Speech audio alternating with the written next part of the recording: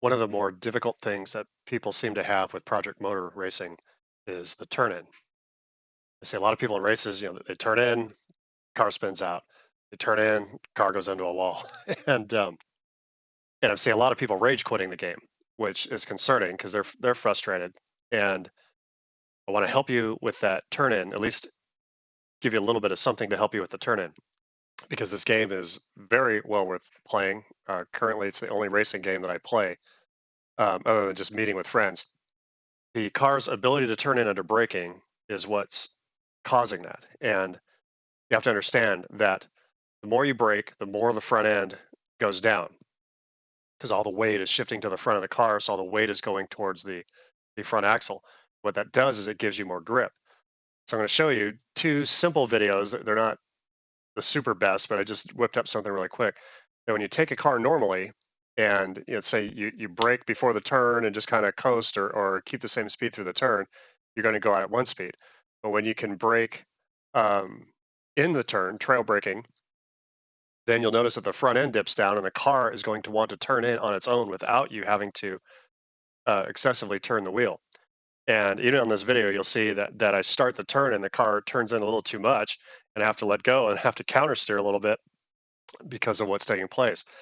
But this is what you very much need to get under your belt if you're going to do well in Project Motors racing. It's that whole aspect that as you brake through a turn, the car is going to turn in more excessively. And you need to prepare for that either with suspension adjustment, which I talk about in my tuning videos, or just braking a little bit earlier. Maybe because you're braking too late, you're having to brake harder. That front end staying way down, which is likely what's happening. You're braking a little bit late. The front end is staying down, and your turn in just becomes a lot more excessive, and you either turn into a wall or you spin. So let's watch these videos. So again, normal speed here. I'm just, you brake a little bit early, car kind of coasts, and you continue on.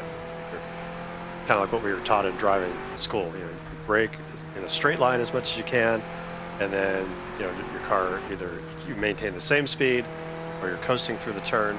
And there are reasons to do that, but you're going to be faster in most turns with trail braking. So let's move on and see what that looks like.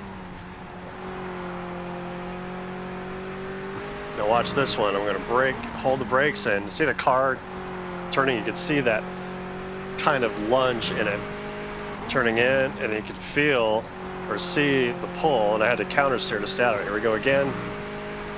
Turn in. You can see the car go in. Repeating myself. Here we go. Turn in. You see the car want to pull in even more.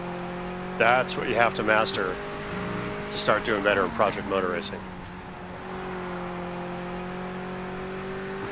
Trail braking, it's the braking that's turning your car in because your car can handle more. The front end has more weight on those wheels. The wheels are not losing grip as easily as if you were just taking the turn at a nominal speed.